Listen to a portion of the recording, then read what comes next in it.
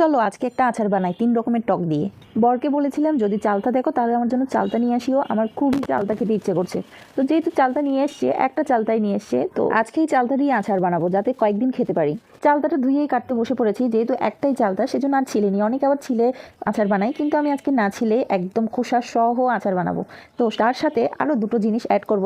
তার মধ্যে রয়েছে দুটো আমড়া আর কিছুটা তেঁতুল। জানো আমার কাছে না এই কয়টা জিনিসই ছিল, এর বেশি কিছু ছিল না, না হলে আমি আরও অনেক কিছু দিয়েই বানানোর চেষ্টা করতাম। তো যাই হোক, যেহেতু তা চালতা, দুটো আমড়া আর তেঁতুল রয়েছে, তো আর কি দরকার বলো। তেঁতুলটা কিছুক্ষণ পানিতে ভিজিয়ে রাখবো, এরপর কষলিয়ে সবগুলো বিচি বের করে ফেলবো।